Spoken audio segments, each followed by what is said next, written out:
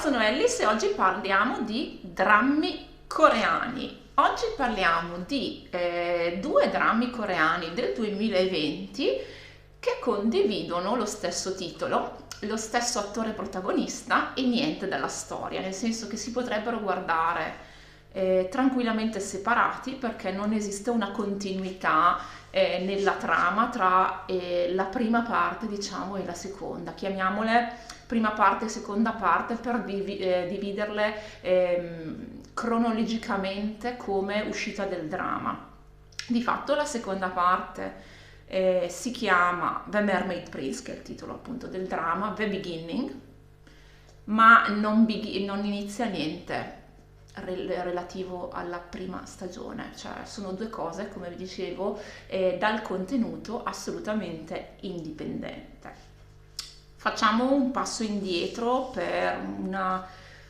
precisazione in un certo senso doverosa. Se avete familiarità col mondo del K-pop, saprete che della settimana scorsa, al momento in cui io sto registrando il video, è della settimana scorsa, la notizia della morte di Moonbin, che è l'attore protagonista di questa serie e che è il motivo per cui io lo conosco. Io non sono una fan del K-pop, è un mondo che proprio non mi incuriosisce come musica, non mi attrae, e quindi tutti gli idol che conosco li conosco solo ed esclusivamente perché hanno recitato in qualche dramma che ho visto. E infatti è il caso appunto di Moonbin, la cui notizia della morte ho letto appunto la settimana scorsa e ho riconosciuto subito il viso perché appunto l'avevo visto in questo dramma e mi ricordo che mi era anche piaciuto discretamente. Purtroppo, ripeto, la notizia è recente, settimana scorsa, un ragazzo di 25 anni, non si sanno ancora le cause, la polizia ha già parlato di probabile suicidio, ma non è detto.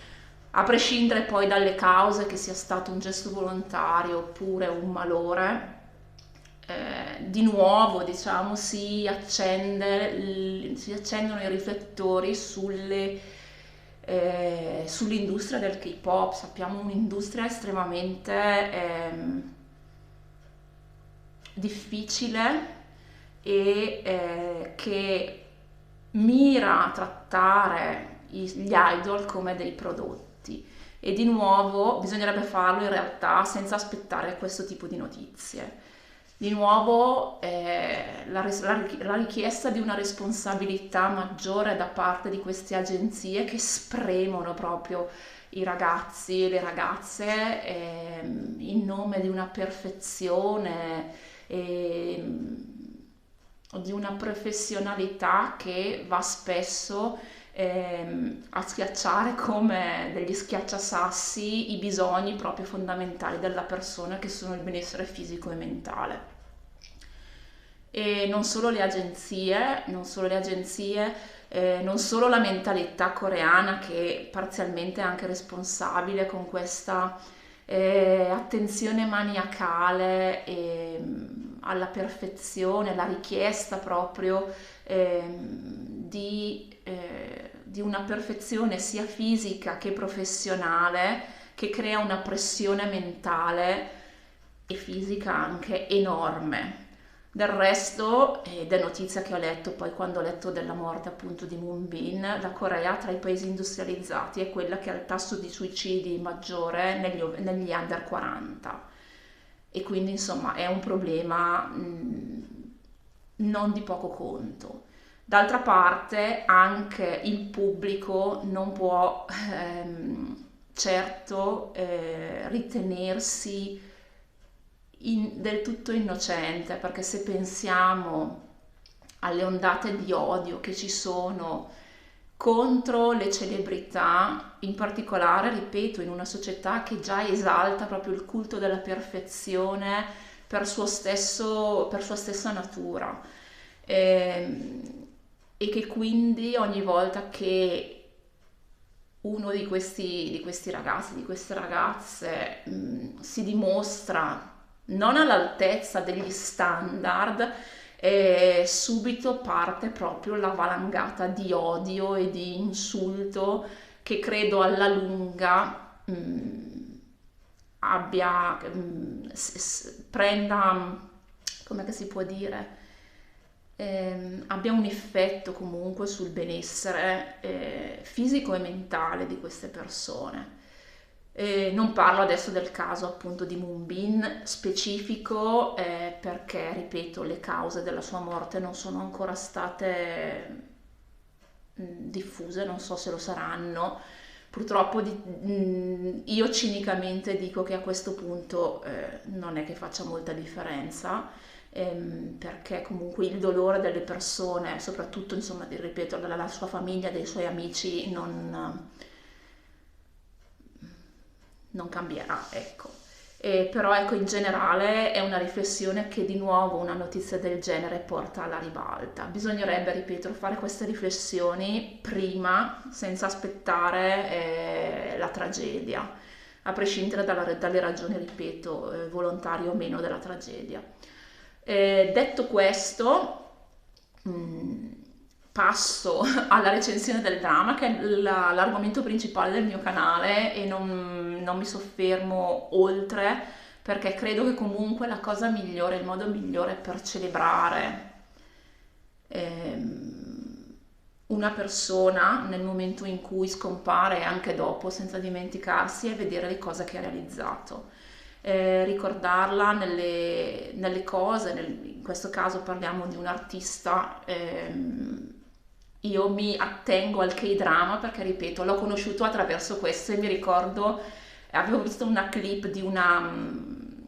scena particolare della seconda stagione e mi aveva incuriosito, e scoprendo poi che era un web drama, perché la prima stagione sono 6 episodi, la seconda sono 10, delle durate comunque abbastanza ridotte, mi ero fiondata a vederlo, e mi ricordo che lui comunque mi ha colpito per questa espressività, per questa faccia estremamente sorridente e un'intensità comunque non scontata, ecco. Quindi celebriamo quello che ha fatto, che sicuramente è il modo, penso, migliore lo dico da persona che comunque non è che lo seguisse particolarmente come K-pop idol. Credo che sia la cosa migliore da persona appunto che ha avuto modo di conoscerlo in maniera estremamente ridotta. Quindi parliamo del K-drama. Allora, separiamo le due stagioni che, come vi dicevo, non hanno assolutamente niente a che fare l'una con l'altra. Vi dico già, anche prima di partire, che la mia stagione preferita è la seconda. La seconda che ho visto per prima, poi sono andata a riprendermi la prima e ho detto, c'entra una cippa.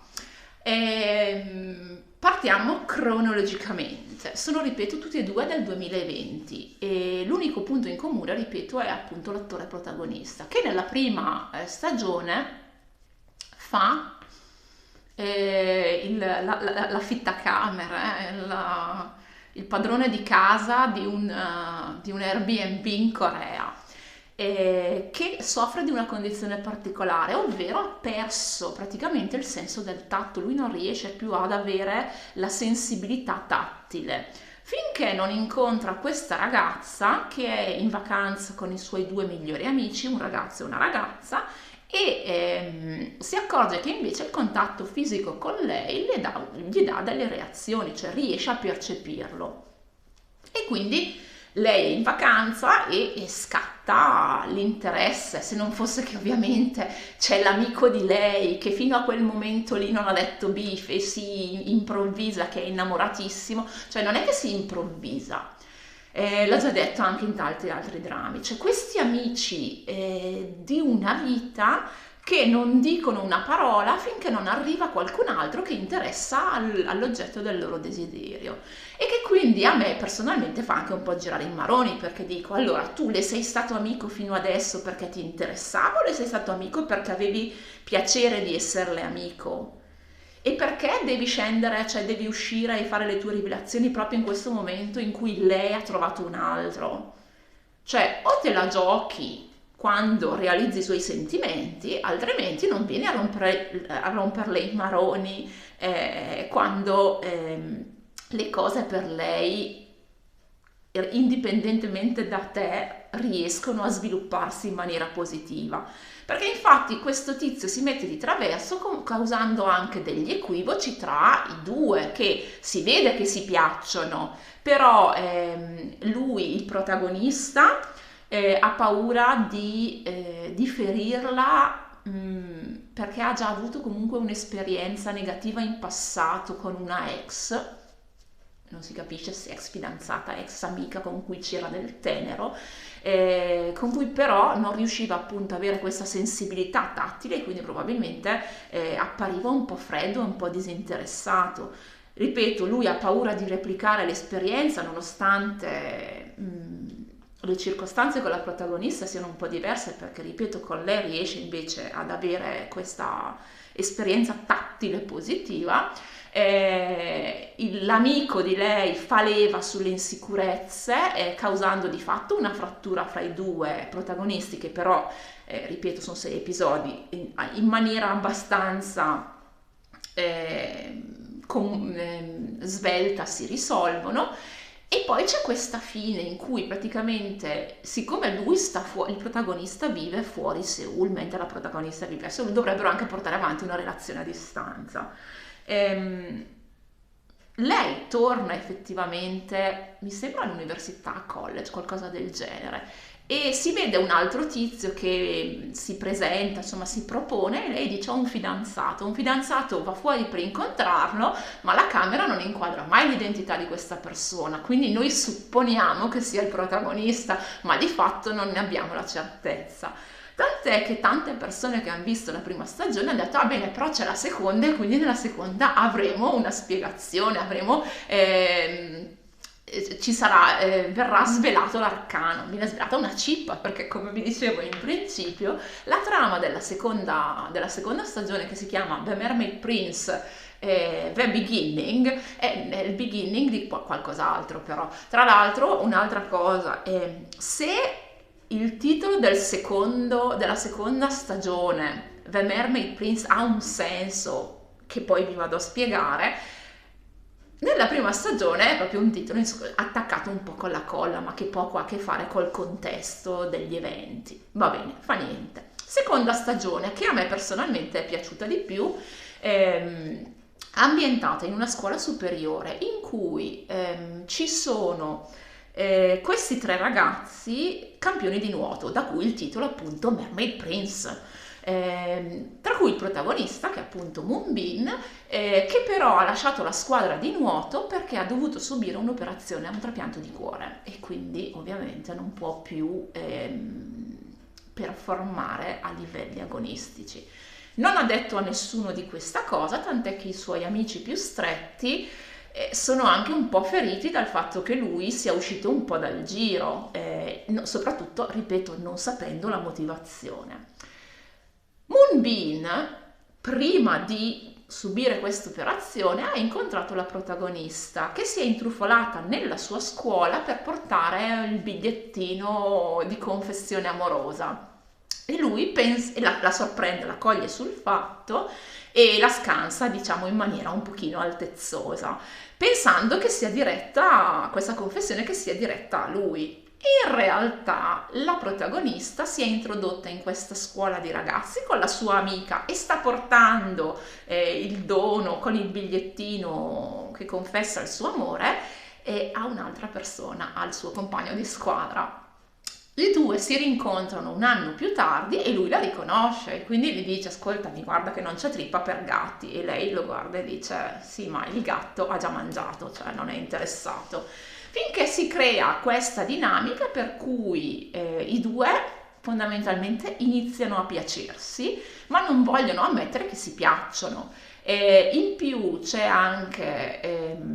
la storia del compagno di squadra che finge di intrecciare una relazione con la protagonista, ma lui in realtà è innamorato della ex di lui, del protagonista, che continua a tampinarlo non capendo che questo qua ormai non è più interessato. E in più la protagonista ha un fratello gemello che è il terzo elemento della squadra di nuoto, che è un po' diciamo impastato con la migliore amica, che però ha un altro ragazzo, che però fa un po' lo splendido perché si sta con lei ma poi esce anche con le amiche, insomma c'è tutta questa situazione di poca chiarezza in cui appunto il gemello si inserisce, però poi andando a finire che si innamora della tizia che lascerà tutti e due con lo stecchino corto, facendo anche bene. Allora, mi è piaciuto di più questo perché mi sono piaciuti molto i due personaggi principali. Ripeto, lui l'ho trovato molto, a parte un bel ragazzo, che è sempre una bella cosa da vedere, però l'ho trovato anche molto espressivo senza eccesso, cioè riesce proprio a rendere l'idea dell'introverso che fa anche un po' fatica ad aprirsi e che magari a volte viene preso in contropiede dagli atteggiamenti di lei che invece è molto diretta. Lei a un certo punto gli spiega che il motivo per cui l'ha pescata nella sua scuola l'anno prima era per andare a portare il biglietto per un altro, cosa che appunto lo lascia un po' a bocca aperta. Poi lui viene ospitato a casa del suo compagno di squadra che è il suo gemello, scoprendo anche il legame di parentela fra la protagonista e appunto il suo compagno di squadra. E quindi i due iniziano anche a essere amici, però lui si rende conto che c'è qualcosa e anche lei si rende conto tra tutti i battibecchi che c'è qualcosa e in una maniera estremamente onesta a un certo punto lo ammette. Gli dice: io mi rendo conto che provo qualcosa per te, però vedo che tu non corrispondi, allora non vorrei rovinare quello che c'è perché sono comunque diventati amici. E lui ovviamente, ripeto, si è invaghito di lei, quindi è molto, molto contento. Se proprio devo fare un appunto, c'è una limonatina nell'ultimo episodio, ce l'avrei messa perché alla fine loro si danno un bacetto in 10 episodi che ci sta. Però alla fine, quando finalmente si spiegano, si piacciono e decidono di stare insieme, un bacetto, una limonata ci stava, limone ovvero un bacio. Lo spiego perché poi traduco, metto i sottotitoli nelle varie lingue e mi immagino già tipo quello tedesco che legge Zitrone e mi viene da ridere subito. Ve lo consiglio, sì. Allora, sono due drammi, vi consiglio più la seconda stagione che la prima. La prima non è male, però secondo me è un po' poco incisiva. La seconda invece ha quel giusto frizzantino senza tante pretese. E poi ripeto, sono 10 episodi ma sono molto svelti e comunque è molto molto carino la dinamica tra i due personaggi principali, ma in realtà poi anche le storie degli altri personaggi secondari, degli amici, è costruita bene con appunto personaggi sia maschili che femminili non eccessivamente fastidiosi o che si perdono nelle dinamiche infantilistiche che spesso caratterizzano i protagonisti e le protagoniste di questo tipo di drama. Io l'ho apprezzato parecchio, l'ho riguardato tra l'altro in questi giorni passati alla luce della notizia della scomparsa dell'attore protagonista perché mi faceva piacere vederlo e ve lo lascio come consiglio, lo trovate su YouTube, penso che sia oramai sottotitolato anche in italiano. E The Mermaid Prince, normale la prima stagione, The Mermaid Prince The Beginning la seconda. Bene, direi che mi posso fermare qui anche per oggi, vi auguro buona giornata e alla prossima, ciao!